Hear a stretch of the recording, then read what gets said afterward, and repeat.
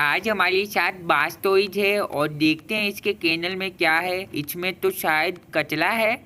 साला बेइज्जती कर रहा है। रुक जा, मजा चखाता हूँ अभी। अरे मैं तुमको एक चीज बताना भूल गया। मेरा नाम बास्टोइज नहीं है, बेस्टोइज है। साले ने ढंग से नाम भी नहीं बताया।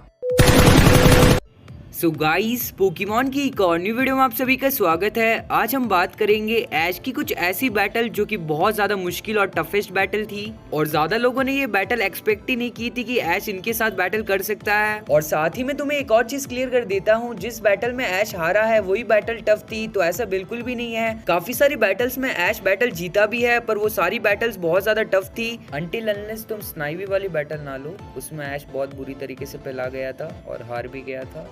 सो आज की हमारी लिस्ट की पहली बैटल आती है स्नाइवी और पीकेचू के बीच में। ये हमें यूनोवा रीजन में देखने के लिए मिली थी। पहली बात तो इस एपिसोड में पीकेचू अपने थंडर अटैक्स अच्छे से यूज नहीं कर पा रहा था। दूसरी बात कि वो स्नाइवी अपने अटैक्स को लेकर बहुत ज्यादा स्किल्ड थी। अब यहाँ पर तुम थंडर अटैक वाला एक्सक्यूज दे सकते हो पीकेचू के लिए, पर इसके बावजूद भी पीकेचू के पास वेराइटीज ऑफ अटैक्स हैं। सो यहाँ पर जो स्नाइवी थी वो हद से ज्यादा पावरफुल थी। जैसे कि हमने देखा है, काफी सारे स्टार्टर पोकेमॉन शुरुआत से ही ट्रेनिंग करते हैं और वो बहुत ज्यादा स्ट्रॉन्ग होते हैं। और जब से पिकाचू स्नाइवी से हारा है, उसका तो बहुत गंदा वाला मजाक बनता है।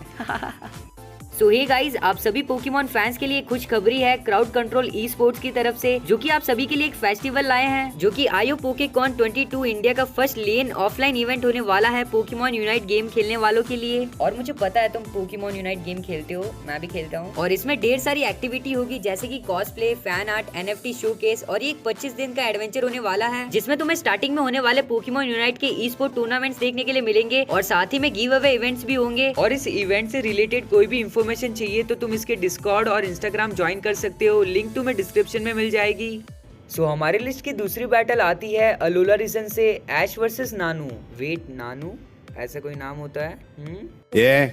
Keep your voice down. Anyways, यहाँ पर ऐश ने यूज किया था अपने लाइकन रॉक का और नानू ने अपने 3 पोकेमॉन का इस्तेमाल किया था, तो तुम इसी से सोच के अंदाजा लगा सकते हो कि ये बैटल कितनी टफ रही होगी। और लाइकन रॉक ने नानू के तीनों पोकेमॉन को हराया था और ये बिल्कुल भी आसान नहीं था। उसका क्रोकोडाइल बहुत ज्यादा पावरफुल था और साथ ही में उसने अपनी एबिलिटी का भी इस्तेमाल किया था, जिससे ये बैटल और ज्यादा मुश्किल हो चुकी थी। और नानू ने ऐश की स्किल्स को लेकर उसे बहुत ज्यादा ट्रोल किया था और नानू की ये टेक्निक बहुत ज्यादा अच्छी थी, जिससे वो ऐश के सामने अपने आप को सुपीरियर बता सकता था। और काफी हद तक नानू की वजह से ऐश ने अपने बैटल का फोकस ही खो दिया था। बाद में लाइकन रॉक ने ऐश के ऊपर अटैक करके उसे होश में लाया। फिर उसके बाद ये बैटल खत्म होती है और ऐश ये बैटल जीत जाता है। सो हमारी लिस्ट की तीसरी बैटल आती है पोकेमॉन जर्नीज से और ये बैटल तुम में से काफी लोगों ने देखी होगी, ऐश वर्सेस बी। और पोकेमॉन जर्नीज की ये बैटल मुझे बहुत ज्यादा अच्छी लगी। और इस बैटल में ऐश यूज करता है अपने फारफेच का और बी यूज करती है अपने हलूचा का।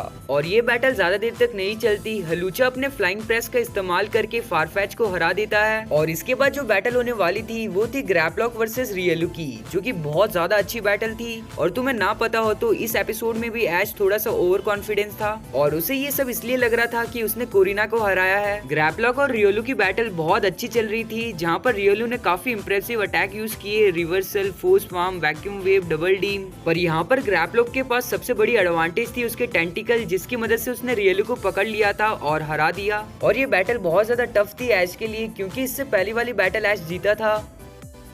नंबर 4 पे जो बैटल आती है the legendary battle Ash versus Noland. और इस बैटल को खास अगर कोई बनाता है तो वो है ऐश का एके चारिज़ार्ड, जो कि लड़ता है नॉलैंड के लेजेंडरी आर्टिकुनो से। बेसिकली इस बैटल में चारिज़ार्ड के पास डिसएडवांटेज थी आर्टिकुनो से। आर्टिकुनो के आइस अटैक की वजह से चारिज़ार्ड के विंग्स फ्रोजन हो चुके थे, जिससे उसे फ्लाई करने में काफी दिक्कत आ रही थी। और ये चारिज़ार्ड की one of the best battle में से एक है और लास्ट में चारिज़ार्ड ने अपने सेस्मिक टॉस की मदद से आर्टिकुनो को हराया था। और ये हम सभी पोके फैंस के लिए अनएक्सपेक्टेड और बहुत ही ज्यादा टफ बैटल थी। Yup, Charizard my all time favourite.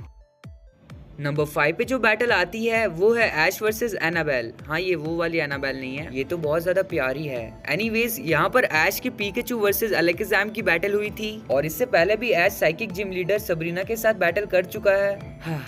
वो तो एक मजाक था। इस बैटल में एनाबेल ने अपने पोकेमॉन की असली पावर बताई थी। उसने साइकिक अटैक का बहुत ही अच्छे से इस्तेमाल किया था। सो एनाबेल टेलीपैथी की मदद से अपने पोकेमॉन्स के साथ कम्युनिकेट कर सकती थी। सो ये ऐश के लिए और भी ज्यादा मुश्किल बन चुका था। और यहाँ पर अलकाज़ाम ऐश के 3 पोकेमॉन को हरा देता है। देन पीकाचू आकर अलकाज़ाम को हराता है। फिर इसके बाद बैटल होती है मेटाक्रॉस वर्सेस पीकाचू की। Pikachu rest in peace. Number 6 पे जो बैटल आती है वो थी ऐश वर्सेस गैरी। ये तो हम सभी को पता ही है, ऐश और गैरी एक बहुत ही अच्छे राइवल थे। गैरी हमेशा ऐश से 2 कदम आगे चलता था, चाहे वो बैटल की बात हो या फिर लड़की की। He was expert. So basically ये बैटल बहुत ज्यादा अच्छी थी, जहाँ पर इन दोनों ने अपने 6 पोकेमॉन का इस्तेमाल किया था लीग में। और इस बैटल का सबसे ज्यादा मजा तब आया था जब चारिज़ार्ड वर्सेस ब्लास्टॉयज की बैटल हुई थी। चारिज़ार्ड ने एक बार फिर से अपने सेस्मिक टॉस का इस्तेमाल करके ब्लास्टॉयज को हराया था। और ये बैटल मेरे लिए बहुत अच्छी मेमोरी है।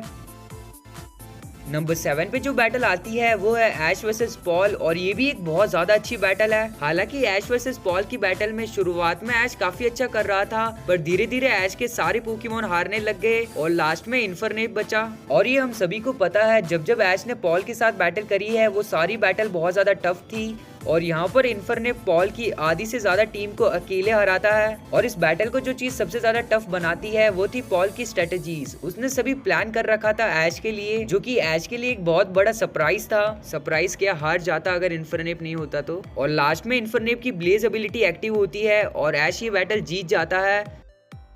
नंबर 8 पे जो बैटल आती है ऐश वर्सेस सिंथिया। ये बैटल हमें पोकेमॉन जर्नीज में देखने के लिए मिली थी। और सिंथिया को कौन नहीं जानता, उसकी खूबसूरती और उसके बैटल की वजह से हर कोई उसका फैन है। और ये बैटल 6 वर्सेस 6 की बैटल थी, जहाँ पर सिंथिया शुरुआत से ही ऐश को पेल रही थी। लिटरली उसके सारे पोकेमॉन उसके सामने कुछ नहीं थे। और इसमें ड्रैगनाइट और गेंगार तो ऐश के बहुत बुरी तरीके से हारे थे। और इस बैटल में मैं सबसे ज्यादा इंप्रेस हुआ था सरफेस से। उसने गार्चॉम्प को लिटरली बहुत अच्छी टक्कर दी। फिर बाद में सिंथिया ने अपने टोगेकिस को डायनामिक्स कर लिया था और लुकारियो ने उसे भी हरा दिया। और लास्ट में बैटल हुई थी गार्चॉम्प वर्सेस लुकारियो की, जो कि काफी अच्छी बैटल थी। और दोनों ही पोकेमॉन फिजिकली काफी ज्यादा स्ट्रॉन्ग थे। इन द एंड ऐश के लुकारियो जीत जाता है अपना मेगा इवोल्यूशन की वजह से। बेसिकली इस बैटल को सबसे ज्यादा टफ बनाने वाली चीज सिंथिया ही है, जो कि तुम्हें अंदाजा है वो कितनी ज्यादा स्ट्रॉन्ग है।